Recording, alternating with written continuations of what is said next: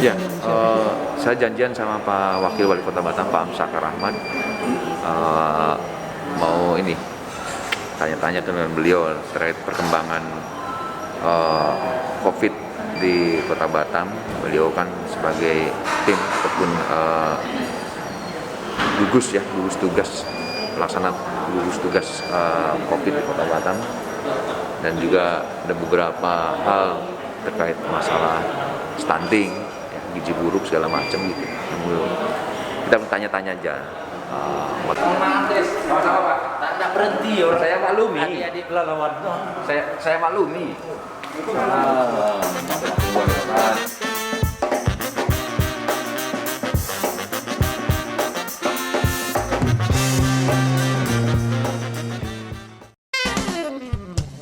Cara yang diadakan baik Jadi nanti Indonesia ini berapa ideologi? questionnaire 2 tahun ini memang Goyang gitu, goyang. Oke, halo pemirsa Goes Televisi Indonesia, ketemu lagi dengan saya Hadi Samjah di program Ngobrol Everywhere Goes Indonesia. Dan saat ini seperti yang tadi disampaikan di awal, saya ada janjian dengan orang nomor 2 di Kota Batam, yaitu Bapak Wakil Wali Kota Batam, Bapak Haji Amsakar Ahmad, untuk ya kita ngobrol-ngobrol seputar apa yang ada di Kota Batam terkait masalah isu-isu terkini maupun yang lainnya. Dan telah hadir bersama saya beliau Bapak Amsakar Ahmad. Selamat siang ya Pak sekarang ya. Siang. Sehat, Pak? Yes, alhamdulillah. Selamat tahun baru juga ya. Terima kasih. Ya, pemirsa Goes ID jangan kemana-mana, nanti saksikan terus dengan saya di Ngobrol Everywhere Goes Indonesia. cara yang diadakan baik Jadi nanti Indonesia ini berapa ideologi? questionnaire 2 tahun ini memang Goyang gitu, goyang. Ya, pemirsa Goes Televisi Indonesia, kembali lagi bersama saya dan saya akan langsung dengan Pak Amsakar.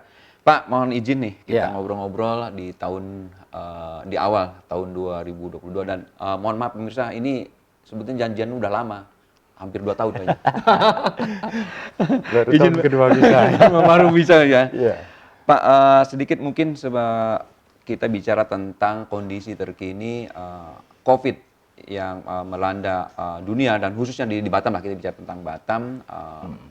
Hampir 2 tahun ya, ataupun masuk tahun kedua di tahun 2020 ini. Apa yang perkembangannya Pak? Ya, terima kasih.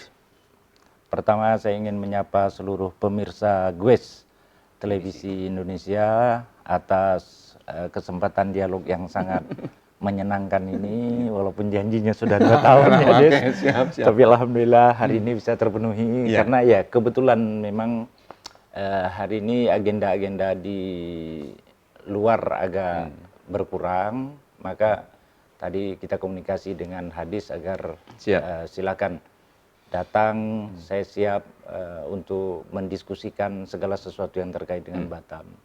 Dan kalau ditanya bagaimana perkembangan mengenai COVID-19 di Batam, saya ingin menyampaikan alhamdulillah Ya. COVID di Batam sudah sangat baik dan itu dibuktikan oleh 8 indikator untuk melihat kinerja Satuan Tugas Penanganan COVID ini. Apa 6 indikator itu? Yang pertama 3T, testing, tracing, treatment. Oke. Itu alhamdulillah Batam ketiga-tiganya berkategori memadai. Memadai ya. Ya, kemudian 3 indikator lainnya itu bed occupancy rate, tingkat keterhunian tempat tidur. Kemudian ini sudah sekarang hanya tinggal 1. Ya. Kemudian tingkat konfirmasi, kita berada pada kategori tingkat 1. Kemudian tingkat yang meninggal, jumlah yang meninggal, kita juga berkategori tingkat 1. Jadi 6 indikator itu ditambah dengan vaksinasi untuk masyarakat Batam dan vaksinasi untuk lansia. Vaksinasi untuk masyarakat Batam, kita sudah berada pada level 114%. Ya, lebih dari penduduk yang semestinya karena warga kita di luar daerah itu kan masuk dalam data Batam. Itu ya. Nah, dan vaksinasi lansia kita sudah berada pada angka 86%. Jadi 8 parameter itu menunjukkan bahwa kinerja satuan tugas kita sudah on the track, sudah berjalan pada relnya. Tapi apa yang makna yang lebih jauh yang ada di balik itu, ini yang paling penting saya sampaikan. Pertama, itu mencerminkan bahwa soliditas pemangku kepentingan di daerah, terutama rekan-rekan Forkopimda, karena semua bergerak. Polisi itu punya agenda namanya nasi kapau. Nasi kapau ya. Vaksinasi menjangkau pulau. Pulau-pulau, ya. Kemudian TNI punya agenda namanya serbu segantang lada. Belum lagi PSMTI, belum lagi Apindo, PPKN, ya. belum lagi himpunan kawasan industri di berbagai kawasan. Jadi semua kita bergerak bersama-sama. Jadi poin kuncinya yang pertama adalah kompaknya stakeholder di daerah, Forkopimda didukung oleh DPR dan rekan-rekan stakeholder yang lain, pelaku kepentingan yang lain. Dan juga yang tidak kalah pentingnya adalah masyarakat kita ini masyarakat sendiri, yang cerdas betul. Masyarakat kita masyarakat yang cerdas. Ketika di daerah-daerah tertentu perbincangan tentang vaksin misalnya menjadi diskusi yang sangat alot dan sudah lahir berbagai isu hoax tentang itu. Tapi di Batam alhamdulillah masyarakat kita sudah sangat terbuka dan memahami semua informasi sehingga mereka tidak lagi ragu-ragu misalnya untuk melaksanakan vaksin itu. Nah, jadi saya ingin mengucapkan terima kasih kepada seluruh masyarakat Batam, Pak RT, Pak RW, istimewanya pada pemangku kepentingan dan rekan-rekan Forkopimda yang sudah bahu-membahu di berbagai titik bergerak bersama-sama, bahkan di level Babinsa, Babinkan, Tipmas pun semuanya bergerak, semuanya terlibat. Vertikal dan yang ada di Adis kan kalau tidak salah RW entah RT. Bagaimana dia bergerak di bawah di PPKM. Bagaimana cara memberdayakan PPKM kita? Saya kira itu. Terkait masalah yang tadi, artinya secara umum ya, pemerintah Kota Batam dan juga stakeholder yang ada di Batam cukup sigap dan bisa berupaya semaksimal mungkin dan bisa itu terbukti dan tadi sampaikan Bapak. Hasilnya bisa dikategorikan memuaskan ya, sampai sejauh ini. Alhamdulillah. Apa yang harus dilakukan Pak? Apakah dengan itu ada kepuasan tersendiri atau memang karena Omikron ini kan isunya ini udah ini lagi? Ya, kalau berbicara apa yang harus kita lakukan, sementara ini saya tetap mengatakan, mari kita taati protokol kesehatan. Protokol kesehatan itu 5M. Memakai masker, menjaga jarak, menghindari kerumunan, mencuci tangan, menghindari keluar kalau tak perlu. Jadi ada 5M yang sekurang-kurangnya 3M. Dari 5M itu sekurang-kurangnya 3M. Menjaga jarak, mencuci tangan, memakai masker. Nah, untuk sementara kita tetap harus menerapkan protokol kesehatan itu sampai kemudian informasinya pasti akan disampaikan kepada masyarakat bahwa dunia sudah terbebas dari COVID-19. Selama belum ada pernyataan dari lembaga yang kompeten, WHO misalnya mengatakan kita ini masih belum bebas dengan COVID-19 ini, maka saya tetap berharap kesadaran menerapkan protokol kesehatan itu dibumikan dan dipraktekkan dalam pola tingkah laku kita sehari-hari.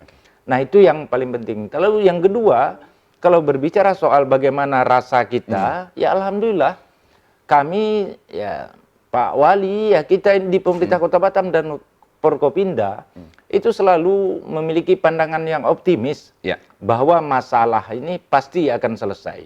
Ya, ada Omikron, tidak ada persoalan. Sekarang Batam sudah masuk ke tahap vaksinasi booster. Mari kita ikut sama-sama aja. Ya. Tentang booster ini.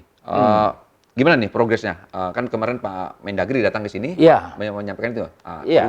Progresnya. Alhamdulillah sambutannya baik dan masyarakat kita justru menyambutnya dengan sangat antusias. Bahkan Menteri Dalam Negeri mengatakan, waduh luar biasa Batam, Kepri, kami sangat beliau sangat merasa berbesar hati karena masyarakat yang ikut vaksin itu sangat optimis. Dan sekarang kita ini juga sudah merancang ini. ASN kami nanti insya Allah hari Jumat akan kita vaksin lagi. Saya kalau istri tidak sakit, kami sekeluarga mau mulai vaksin itu. Oh, vaksin booster Nah, ya? saya Ya. ingin menggunakan momen ini untuk menyampaikan kepada Menyampaikan, Pak, masyarakat. ada Ya, mari kita ikut pas vaksin booster booster, ya? itu, karena pasti imun tubuh kita akan lebih meningkat. itu nanti ada semacam pengharusan atau mewajibkan apa enggak kira-kira Pak dari pihak pemerintah lah atau Ya, dari Satgas gitu. sejauh ini bukan, memang wajib.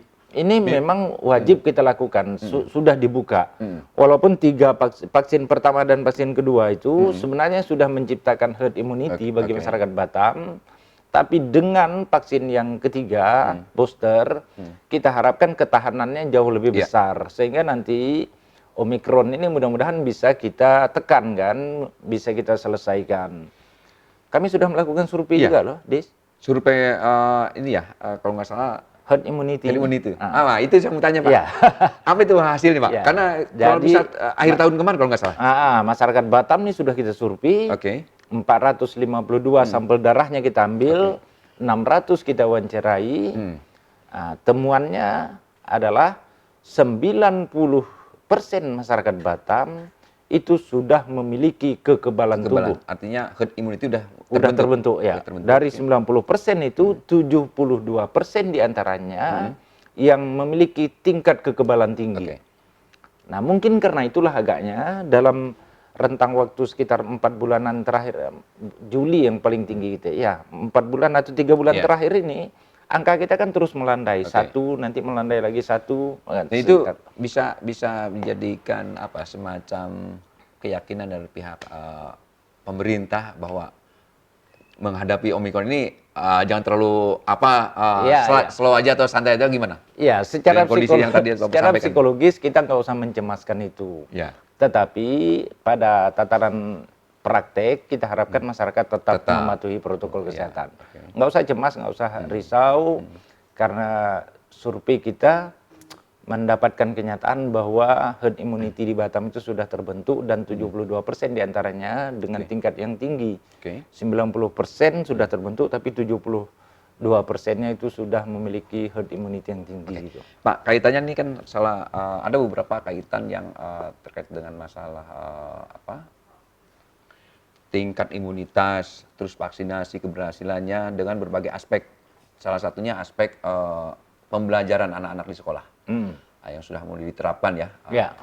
Tapi masalah itu jangan dijawab dulu. Ya. Nanti setelah pesan-pesan berikut ini. Pemirsa jangan kemana-mana. Nanti akan teruskan terkait masalah vaksinasi di Kota Batam kaitannya dengan sistem pembelajaran yang dilakukan di sekolah-sekolah di Kota Batam. cara yang diadakan baik Jadi nanti Indonesia ini berapa ideologi? dua tahun ini memang Goyang gitu, goyang. Oke, baik pemirsa, gue Televisi Indonesia kembali lagi bersama saya masih dengan Pak Wakil Wali Kota Batam Bapak Amsakar. Pak, tadi yang terputus sebelum jeda terkait vaksinasi yang kaitannya dengan kegiatan-kegiatan, salah satunya kegiatan belajar mengajar anak-anak kita di sekolah. Sejauh mana kebijakan itu sudah diterapkan? Kan ada juga yang sudah melakukan belajar di sekolah ya, belajarlah tatap muka. Ya, terima kasih. Sekarang ini pemerintah Kota Batam sudah mengambil kebijakan bahwa proses tatap muka, pembelajaran tatap muka PTM ini sudah dibuka. Ya. Dan kami mengambil langkah itu berdasarkan sejumlah pemikiran, sejumlah kebijakan yang sudah dibuat di tingkat nasional. Antara lain pertama, bahwa Batam sudah berstatus PPKM level 1. Oke. Yang kedua, survei sudah menunjukkan angka-angka sebagaimana yang telah saya sampaikan tadi, herd immunity sudah terbentuk. Sudah terbentuk. Yang ketiga juga yang tidak kalah pentingnya, beberapa waktu yang lalu memang kita menggesa, mempercepat vaksinasi untuk anak-anak usia belajar ini. Oke. Nah, karena itu kita putuskan membuka pembelajaran tatap muka dengan beberapa pengecualian. Iya.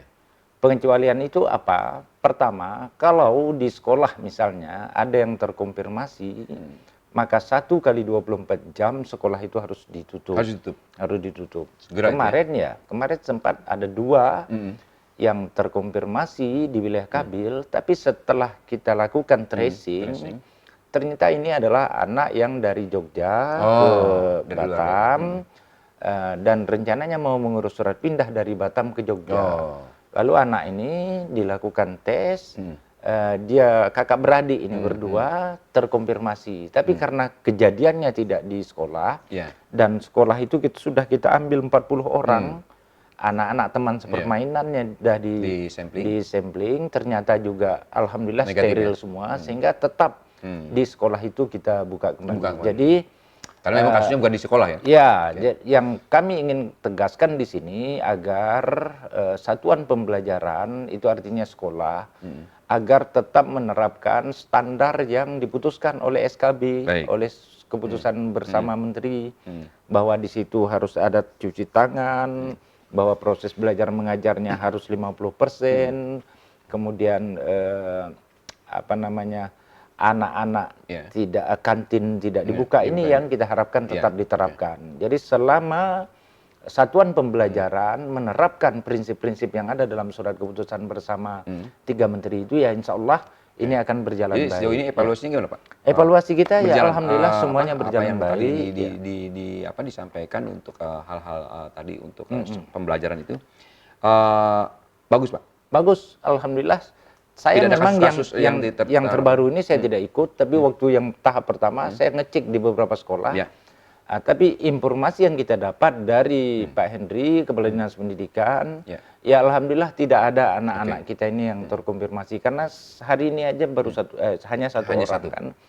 Tidak ada anak-anak kita yang kita harapkan kedisiplinan satuan pembelajaran, agar jangan sampai abai dengan prokes yang ditetapkan oleh surat keputusan bersama menteri itu. Oke, ya.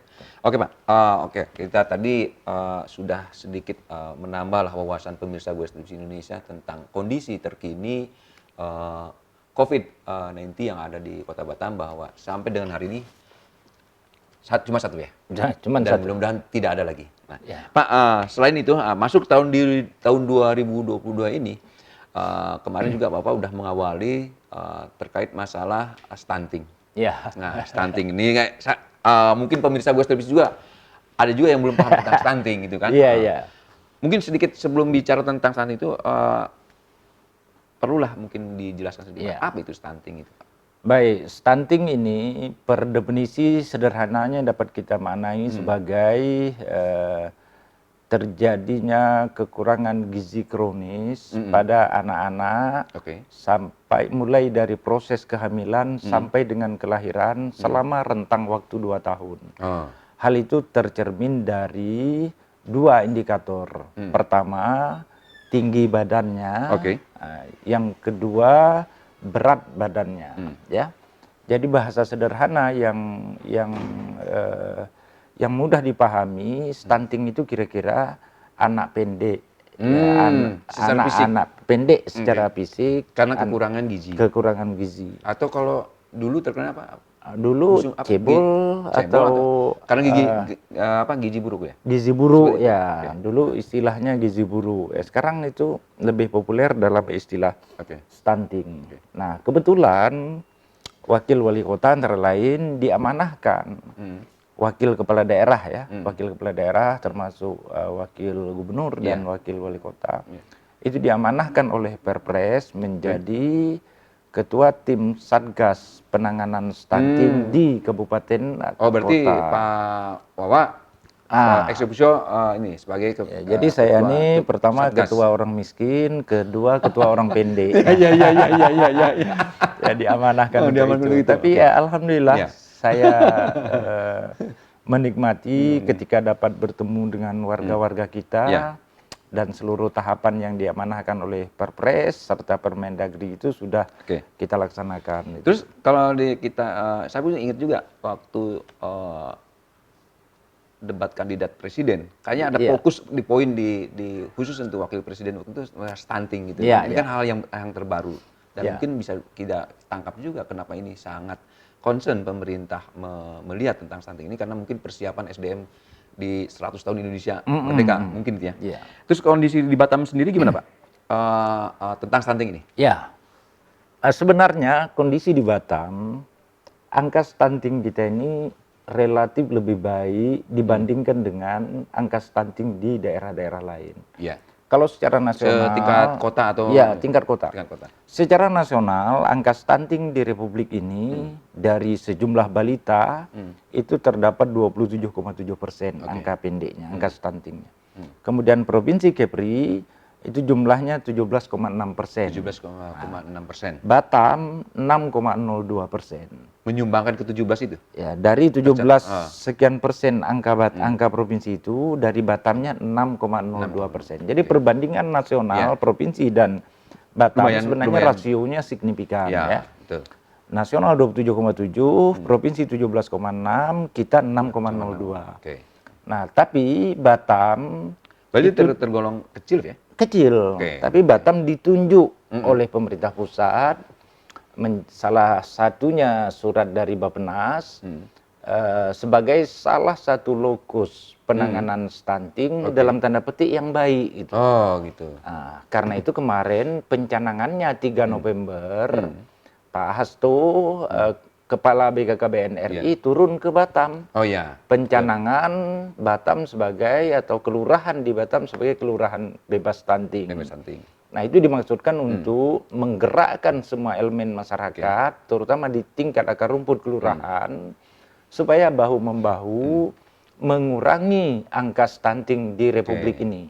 Amanah dari Presiden dalam rapat terbatas yang dihadiri oleh seluruh menteri, kemudian di follow up oleh Pak Wakil Presiden dalam 2 kali rapat terbatas, bahwa Indonesia itu mencanangkan sampai 2024 angka stunting kita itu turun 14%. Bukan turun menjadi 14% ya, turun sebesar 14%. Besarnya Dari 27,7 itu turun dikurangi 14%. 14% gitu. Nah, artinya kita mengikuti tren itu. Dari 6,02 dia harus turun 14%. Iya. Ya, pada kisaran sekitar 5%-an. Iya. Ya, ini yang mau kita kejar. Dan dalam regulasi ini disampaikan ada 8 rencana aksi penanganan stunting itu. 8 rencana aksi itu, nah itulah yang sekarang sedang kita bergerak terus. Saya Jadi kalau saya 8 boleh flashback itu garis bawahi lagi, penetapan Batam menjadi lokus apa? Itu bukan karena kasus di Batam tinggi ya? Bukan. Karena ini menjadi apa? Sesuatu yang kemarin sempat juga menjadi diskusi di publik itu, seolah-olah Batam memiliki angka stunting yang besar, tapi kenyataannya nggak sebesar itu, nggak sebesar kekhawatiran masyarakatnya. Justru kita menjadi lokus untuk daerah yang dianggap baik penanganan stuntingnya. Karena angka kita hanya prevalensinya hanya 6,02%. Itu memang dari pihak pemerintah Kota Batam sendiri dengan adanya tercatat dengan angka segitu, emang udah dipersiapkan sebelumnya atau memang selama ini walaupun tidak ada masalah stunting tapi melakukan hal-hal yang sekiranya mengurangi tingkat stunting itu?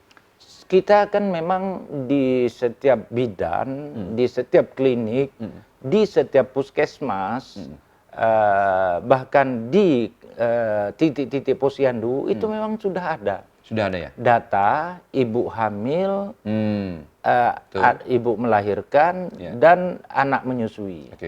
Nah, itu semuanya data sudah ada. Data inilah yang kita rekap, lalu kita kirim ke pusat. Kita kirim ke pusat. Tapi ada 2 versi. Satu lagi versi yang BPS, yang statistik. Versi yang statistik ini mengambil dari sampel. Saya meyakini data yang pertama itu tingkat validitasnya jauh lebih tinggi. Yang dari kader-kader posyandu. Yang kader-kader posyandu, semua itu sudah ada. Betul. Karena posyandu itu kerjaannya bagaimana agar ibu hamil dan ibu menyusui ini diurus secara baik kan. Maka kita tidak, saya pikir kalaupun bias, data itu kalaupun error, margin errornya tak lebih dari 0,1% lah. Data itu relatif lebih kuat itu. Jadi memang sudah kita persiapkan datanya. Memang sudah persiapkan, walaupun tidak tahu kalau memang pemerintah pusat itu mau menetapkan Batam sebagai lokus untuk masalah. Tidak tahu kita itu. Tidak tahu ya. Yang penting kerjanya udah jalan terus. Gitu. Karena memang warga ini kan semua hal harus kita urus. Mulai dia mulai dari dia melahirkan sampai kemudian berpulang ke rahmatullah, semuanya diurus oleh negara dan negara harus hadir pemerintahnya pada semua persoalan itu. Siap.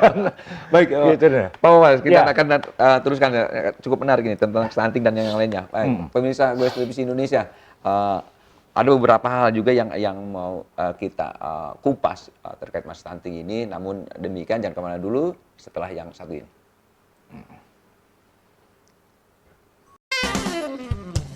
Cara yang diadakan baik Jadi nanti Indonesia ini berapa ideologi? 2 tahun ini memang Goyang gitu, goyang. Baik pemirsa Goes Televisi Indonesia, kita lanjutkan pembicaraan kita di Ngobrol Everywhere bersama Pak Wakil Wali Kota Batam, Bapak Haji Amsakar Ahmad terkait masalah ini udah masuk ke segmen stunting. Pak, saya pikir stunting itu standing gitu. Gitu. Pak, terkait masalah stunting yang tadi Bapak udah diulas sebelumnya bahwa Batam itu hanya 6, ya, 0,02%. 0,2%. Kalau boleh tahu Pak, sebaran itu di mana tuh Pak? Apakah Batam ini ada kota, Ya. ada juga mainland, ada juga hinterland gitu? Ya,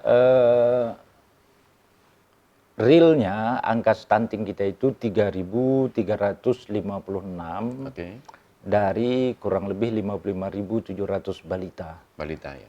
yaitu setara dengan 6,02%. Dan sebarannya dari 64 kelurahan yang ada, angka stunting kita itu tersebar di 52 kelurahan. Di 52 52 kelurahan. Jadi ada 12 kelurahan yang terbebas dari Terbebas. stunting. Nol ya, nol kasus nol stunting. kasus. Oke.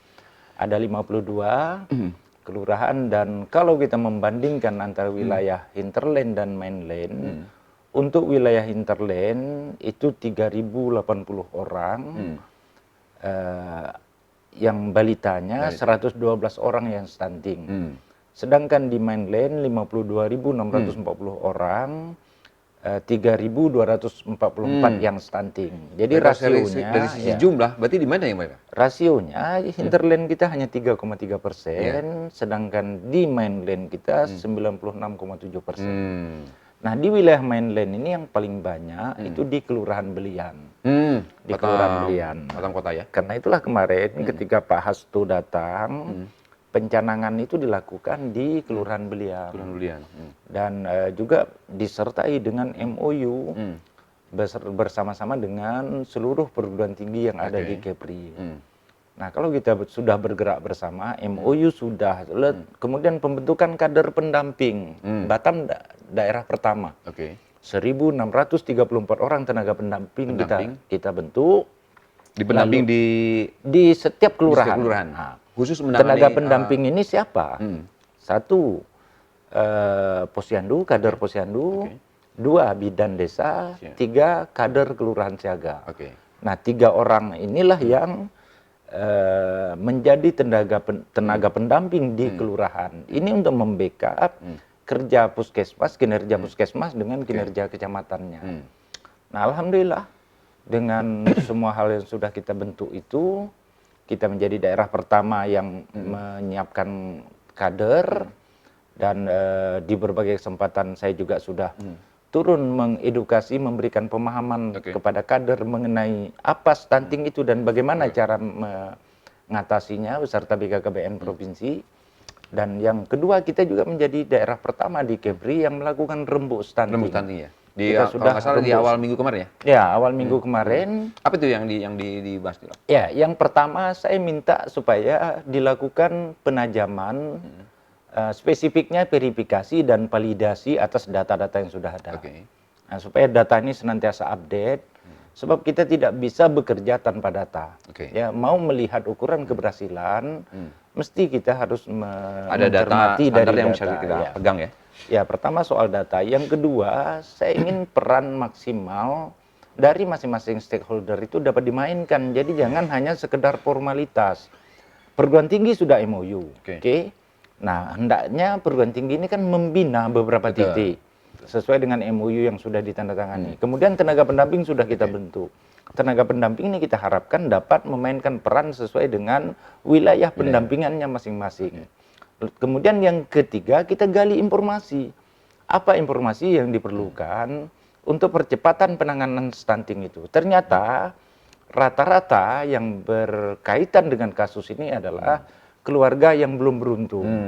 Maka diperlukan intervensi kebijakan. Keluarga yang belum beruntung ini apa antara lain? Dilihat dari sisi strata ekonomi atau gimana Pak? Ya, strata ekonomi Strata terutama ekonominya. dan tempat tinggal. Ya. Tinggalnya, iya. Rata-rata persoalan tempat tinggal kalau sanitasinya terganggu, Iya. kemudian Baik. lingkungan perumahannya terganggu dan kebutuhan hidup keluarganya sedikit mempengaruhi. Nah, inilah yang Akan berpengaruh juga terhadap akan mempengaruhi. Oke. Nah, jadi kita perlu intervensi pada wilayah itu. Jadi rembuk stunting ini memformulasikan, mengkompilasi sejumlah hasil di setiap kecamatan yang nanti akan kami sampaikan ke Renja OPD, Oke. rencana kerja dari perangkat daerah. Kita akan sampaikan yang dinas kesehatan, bantu ini alat ukur di masing-masing Iya. posyandu kurang. Yang dinas sosial, oh ini ada selain PKH, Iya. program keluarga harapan kita juga perlu beri makanan ringan atau Iya, vitamin, asupan tambahan itu ya. asupan gizi tambahan. Nah, kira-kira seperti itu. Jadi kalau semua bergerak bersama-sama, terintegrasi, insya Allah saya punya keyakinan anak yang lahir kemudian angka stuntingnya bisa kita tekan, gitu. Pak, sejauh ini kalau dilihat dari perannya kader posyandu, terus kawan-kawan desa siaga di lingkungan itu sejauh ini gimana Pak? Ya, alhamdulillah di Belian, di Belian itu kalau saya tidak salah ada 16 Ya. 16 posyandu. Oke. Nah, ada 16 posyandu dan seluruh 16 posyandu itu ada yang namanya Bougainville, ada Ya, lupa saya, mawar, segala macam-macam lah, mawar ya. yang gitu-gitu loh. Dan dari 16 itu semua memiliki data yang baik.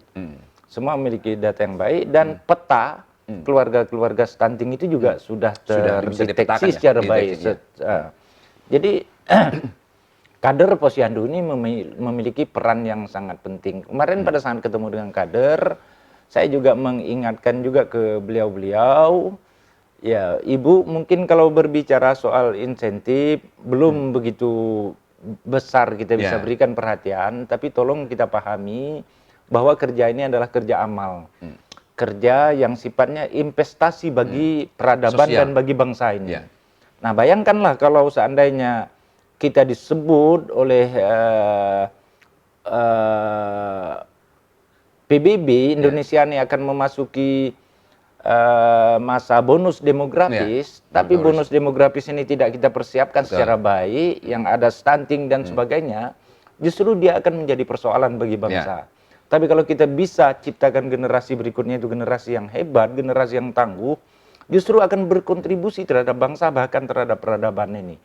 Ini adalah tugas kolektif kita semua gitu. Itulah yang saya sampaikan kepada kader-kader, tenaga pendamping, tolong jangan dilihat soal angka, tapi anggap ajalah ini sebagai investasi kita untuk beramal untuk kehidupan Apalagi kita di Indonesia akhirat nanti. sudah mencanangkan di usia ke-100 nanti di tahun 2054 ya.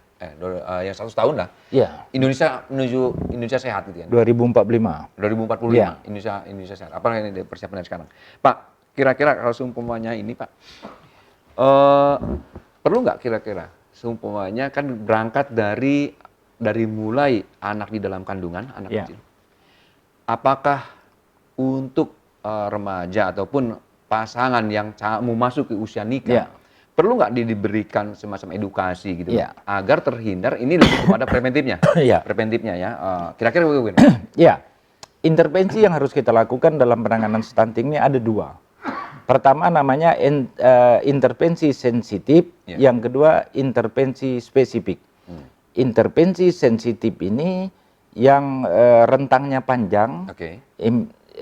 intervensi spesifik ini rentangnya pendek. Ya. Ini dihadapi di keluarga stunting, tapi yang sensitif itu mulai dari proses yang Dari panjang. proses yang tadi. Dari mana prosesnya? Berarti yang tadi saya Iya. tanyakan itu ada proses yang Iya. panjang itu ya? Jadi ketika seseorang, kita sudah memberikan edukasi ke Catin, Ya, calon calon pengantin. pengantin. Kemarin kita lakukan di lantai 4. Oh, Sudah kita Sudah sampaikan. dilakukan oleh Nah, pihak Pak.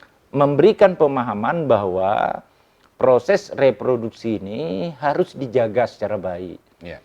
ya tidak hanya memilih waktu yang tepat supaya tidak mengganggu persoalan yang ada di tubuh perempuan atau ibu kita, tapi juga bagaimana agar jabang bayi yang lahir itu nanti adalah bayi yang sehat. Itu harus diedukasi dari awal. Dan Catin ketika dia kemudian pemuda ini menjadi calon pengantin, itu Kemenak akan memberikan sedikit pemahaman, ya kuah-kuah kita. Ini sudah ada MOU juga. Sudah ada MOU ya, Pak? Kantor urusan agama itu akan memberikan semacam pencerahan kilat menjelang dia akan melakukan nikah ya. Nah, lalu setelah kemudian dia menikah, kita harus jaga nih di posyandu ketika nanti ada bolak-balik untuk cek kehamilan dan sebagainya, kita minta betul posyandu melakukan langkah-langkah untuk menjaga agar ibu dan bayi itu tidak ada persoalan. Sampai ke proses kelahiran. Jadi mulai dari calon pengantin sampai dia lahir dan berumur 2 tahun, itu memang terkontrol. Inilah masa yang disebut tadi sensitif. masa sensitif itu. Itulah yang harus kita kawal. Baik, ternyata memang ini tidak bisa bekerja sendirian. Tiba-tiba saya menjadi seperti pakar stunting. Memang kan ketua satgas. Iya. Ketua satgas ya. Artinya tidak bisa menyerahkan hal ini ke satu bidang, yaitu dinas kesehatan segala macam ya. Tidak bisa. Harus semua lintas sektoral harus sama-sama menjaga. Ya, harus semua segmen bergerak bahu-membahu. Karena KUA pun ternyata terlibat. KUA terlibat, perguruan tinggi terlibat, kader posyandu terlibat, puskesmas terlibat, lurah terlibat, camat terlibat, semua komponen dinas sosial terlibat, bahkan Perkim terlibat untuk sanitasi, untuk tempat BAB dan untuk air bersih. Semua komponen harus bergerak. Dinas pendidikan terlibat. Pak, ada catatan terakhir dalam kurun waktu satu ini tentang kondisi di catatan BPS terutama. 77.000 warga Kota Batam ini dikatakan kategorikan masih miskin ya? Iya. Kira-kira ada kaitannya dengan stunting ini? Ya. Setelah kita lakukan pemantauan, prinsip penjelasan yang kita bisa sampaikan adalah bahwa angka kemiskinan atau warga kita yang beruntung itu memiliki prevalensi tingkat stunting yang memang jauh lebih besar ketimbang warga-warga kita yang lain. Nah, karena itu di rembuk stunting yang sudah saya lakukan sudah mulai terpetakan secara baik bahwa apa yang harus menjadi perhatian, pertama soal air bersih, yang kedua soal sanitasi, yang ketiga soal BAB, kemudian yang keempat soal sembako PKH keluarga ini, yang kelima diperlukan juga yang saya sebut dengan jam persal, jaminan persalinan, kemudian jam kesda, jaminan kesehatan. Nah, inilah yang dan menu gizi tambahan untuk anak. Selain itu juga diperlukan beberapa peralatan-peralatan lain. Ya, peralatan-peralatan lain itu seperti alat timbang dan alat ukur.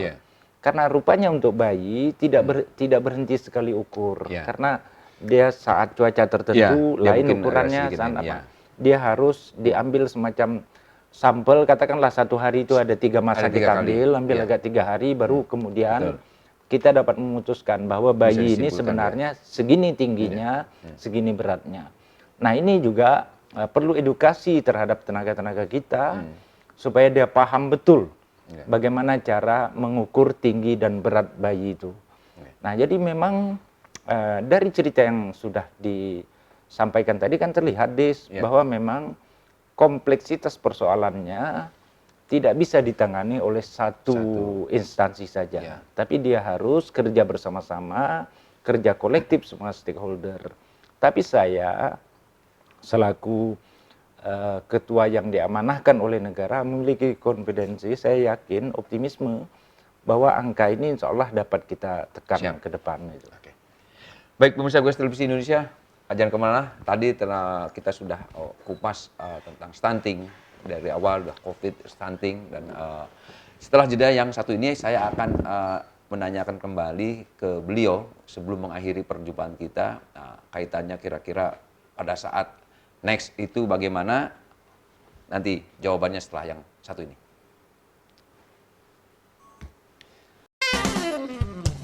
cara yang diadakan baik untuk Jadi nanti Indonesia ini berapa ideologi? 2 tahun ini memang Goyang gitu, goyang. Ya, Oke. pemirsa kembali bersama saya di Ngobrol Everywhere, masih dengan Pak Wakil Wali Kota Batam.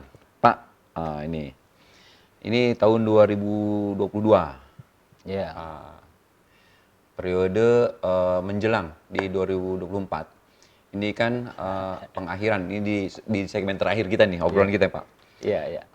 Apa yang bisa Bapak bayangkan ataupun Bapak perkirakan pada saat Bapak dengan Pak Wali Kota Pak Muhammad Rudi mau mengakhiri 2 kali atau 2 periode masa jabatan sebagai pimpinan di Kota Batam di tahun 2024 nanti Pak?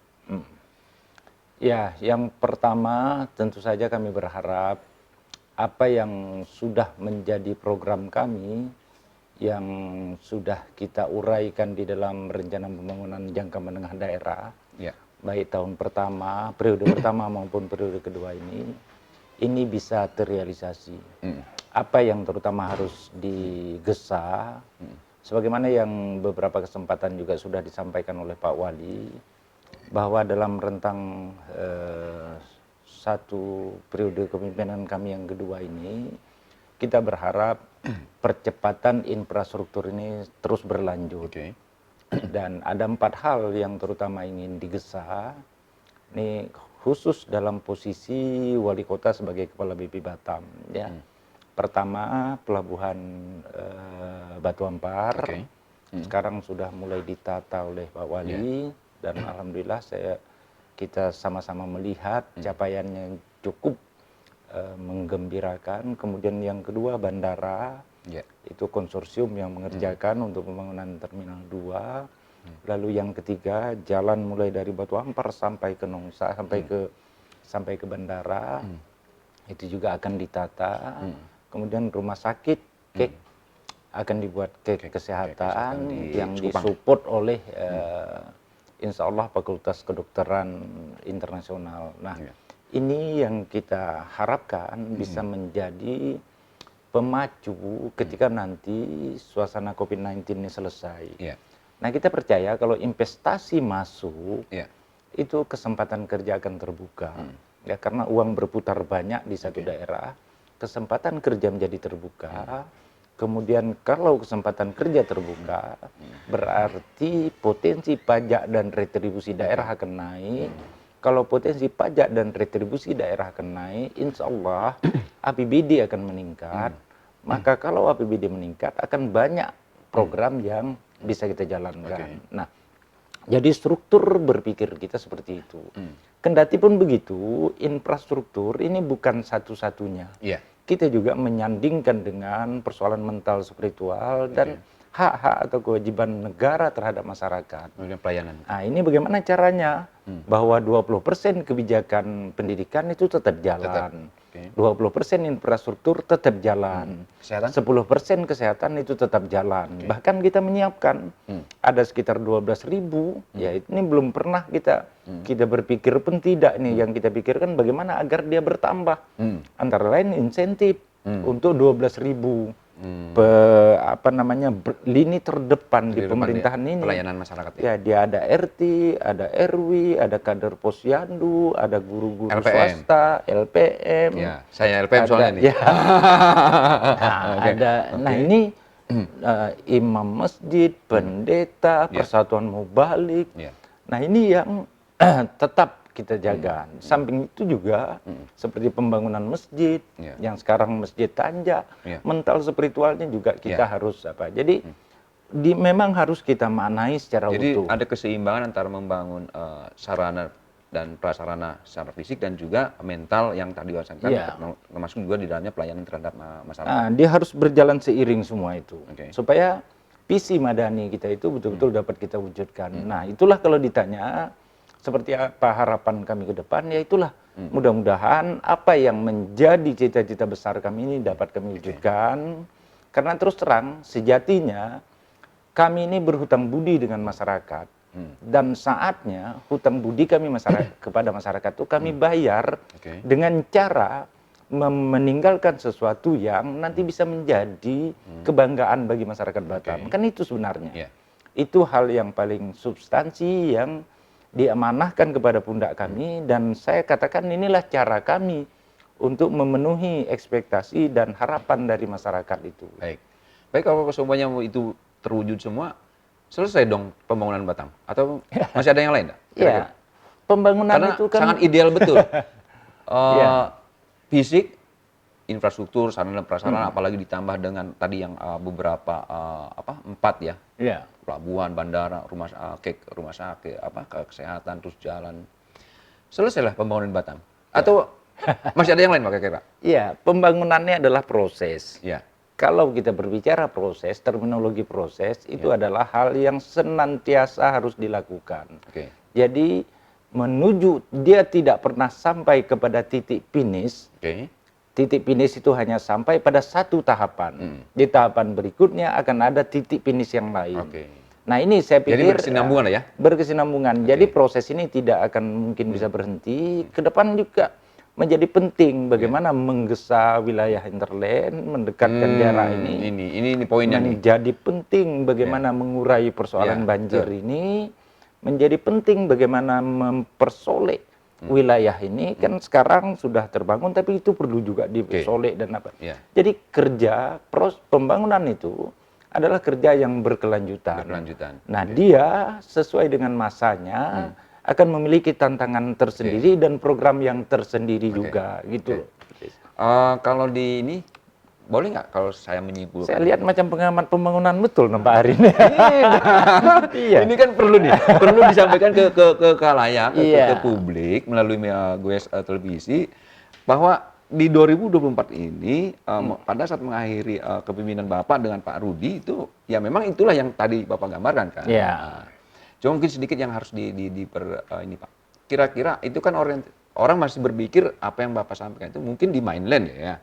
Nah, kalau di hinterland sendiri kira-kira dengan pencapaian itu apa yang sekiranya bisa digambarkan Pak? Apakah transportasi ke pulau-pulau itu bisa mudah atau gimana? Ya, hinterland ini persoalan kuncinya adalah pada wilayah pertama sarana prasarana, infrastruktur juga. Yang kedua aksesibilitas, ya jalur keluar masuknya itu yang ada hambatan. Yang ketiga persoalan pada air bersih. Yang keempat persoalannya ada pada listrik.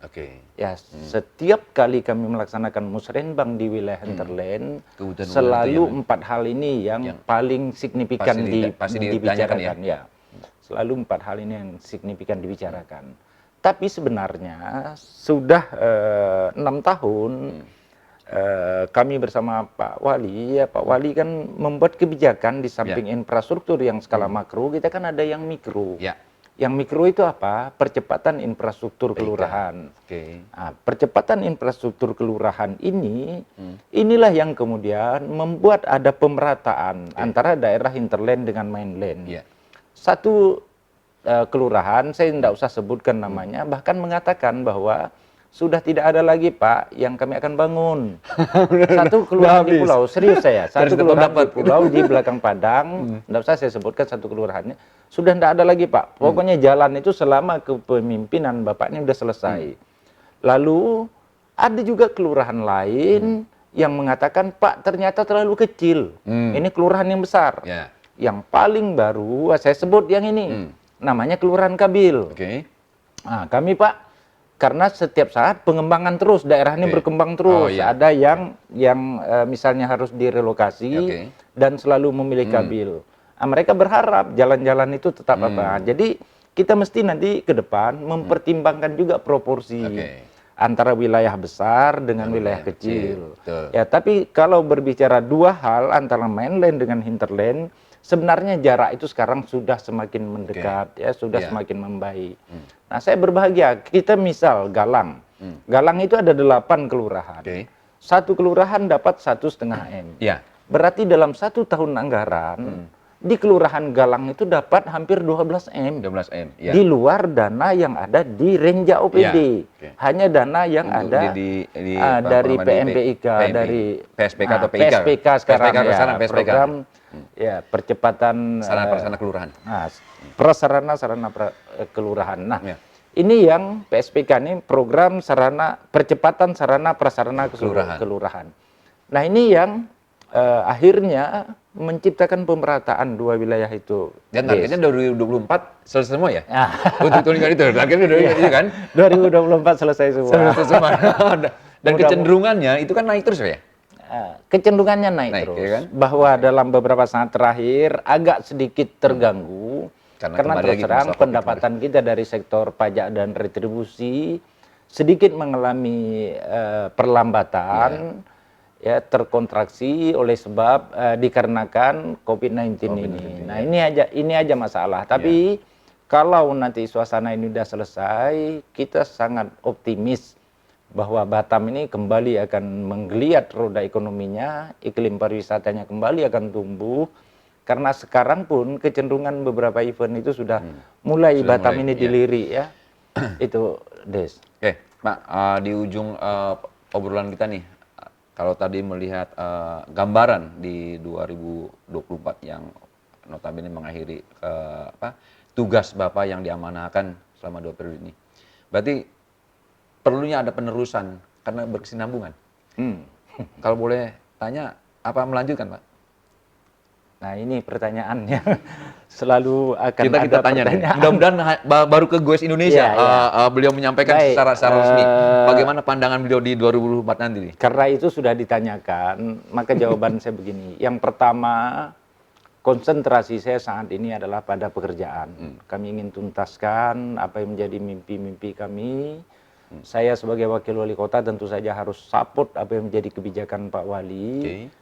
Karena alhamdulillah sampai dengan saat ini kebijakan-kebijakan yang kita buat itu memang berdampak langsung terhadap daerah ini.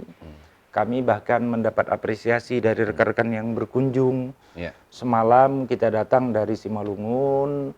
Tadi barusan saya ketemu HIPMI dari Pelalawan. Beberapa waktu yang lalu saya hadir di acara pelantikan sahabat kami dari Padang Pariaman. Nah, semuanya menceritakan bahwa capaian yang dilaksanakan di era Pak Wali Haji Mawarudi Amsakar ini, di era ramah ini, alhamdulillah ya memberikan poin yang positif. Nah, karena itu saya pasti akan memfokuskan diri untuk menyelesaikan pekerjaan-pekerjaan itu. Yang Selesai kedua, di periode itu, maksudnya next-nya gitu loh. Itu belum dijawab. Yang kedua, Sampai batuk kan? ya, Coba, Pak. bagaimana arah ke depan? Ya, arah ke depan. Politik ini dinamis. Ya. Semua menjadi mungkin dan sebaliknya semua juga menjadi tidak mungkin. Ya. Saya hanya berpikir ya kita mengikhlaskan diri untuk berbuat bagi masyarakat Batam. Biarlah nanti semuanya akan menuju muaranya sendiri. Tapi prinsip paling utama adalah kita dalam satu partai politik itu kan ada kebijakan. Siap. Kebijakan mana nanti yang akan diambil sebagai kader partai, kita akan siap dengan kebijakan itu. Yeah. Tentu saja yang paling penting sebenarnya adalah ketika nanti kebijakan itu akan diambil, kan kita akan menjadi bahagian untuk membahasnya. Yeah. Jadi singkatnya saya mau katakan, masih ada tahapan-tahapan tertentu dalam konstelasi politik ini ke depan, dan semuanya menjadi mungkin. Ya, menjadi mungkin yang saya maksud, ya mungkin saya akan istirahat, mungkin saya akan meneruskan, mungkin saya akan grade-nya naik, menjadi lebih tinggi lah. penyiar di Goes. Bisa, semua menjadi mungkin. Nah, jadi di sini pertanyaan-pertanyaan awak ini sudah mulai menukik dan memancing. Kata kuncinya, saya mempersiapkan diri untuk memberikan yang Apapun terbaik yang di terjadi. era sekarang, dan saya mempersiapkan diri untuk menjadi rakyat biasa di masa yang akan datang. Siap. Paling tidak mewakili rakyat di DPR RI. Ya. Kira itu. Mudah-mudahan Ada closing statement Pak sebelum kita mengakhiri? ya, tentu saja saya ingin menyampaikan rasa bangga dan bahagia saya karena terus terang Gowes Indonesia. TV Indonesia.id ini alhamdulillah bisa menggali sedemikian dalam informasi terutama mengenai soal stunting, soal kebijakan makro dan mikro yang kami lakukan, bahkan tadi sedikit menyentil ke persoalan Persiapan 2024. Saya menangkap pertanyaan-pertanyaan substansial ini memang perlu kita komunikasikan di ruang publik sehingga ada pemahaman yang sama Betul. antara pengambil kebijakan dengan masyarakat yang akan terdampak atau mengalami kebijakan yang kita buat itu. Dan ternyata gowes.id ini bisa menjadi jembatan penghubung yang paling baik untuk menciptakan narasi bersama antara pemerintah dan masyarakat dalam membangun kota yang kita cintai ini. Itu closing statement dan mudah-mudahan berikutnya Gowes akan selalu hadir untuk mewawancarai dengan isu-isu baru dan mudah-mudahan dengan pertanyaan-pertanyaan yang makin menyelekit juga. Terima kasih. Itu barangkali Des. Baik, terima kasih closing statement saya, ya. Pak Wawa, Pak Hamsakar, sukses selalu buat Bapak Ya, dan terima juga kasih. Pak Rudi. Mudah-mudahan insya Allah apa yang beliau sampaikan tadi, apalagi menjelang mengakhiri kepemimpinan beliau, walaupun ini masih lama sebetulnya, 2 tahun yang akan datang insya Allah, bahwa kita sudah mendapat gambaran, itulah idealnya pencapaian-pencapaian yang akan diberikan oleh beliau, pemimpin kita di Batam, terhadap kota Batam ini, baik itu di mainland maupun di hinterland di saudara kita yang ada di pulau-pulau. Mudah-mudahan obrolan kita dengan Pak Wakil Wali Kota, baik dari tadi informasi terkait perkembangan COVID-19 di kota Batam dan juga tentang stunting, dan diakhiri dengan pembincangan di tahun 2024 nanti, di mana tahun itu kalau tidak ada perubahan menjadi tahun yang sangat seksi untuk para politisi dan semuanya lah gitu, baik dari nasional maupun ke daerah. Mudah-mudahan ada inspirasi yang Anda tangkap dari obrolan kami. Kami mohon maaf apabila ada hal yang belum bisa kami ungkap secara mendetail, dan beliau tadi udah janji mudah-mudahan kita bisa bertemu dengan beliau. Sampai jumpa di episode yang akan datang di Ngobrol Everywhere bersama saya dan Pak Wakil Wali Kota Batam. Terima kasih. Assalamualaikum Sukses. warahmatullahi wabarakatuh. Siapa? Alhamdulillah.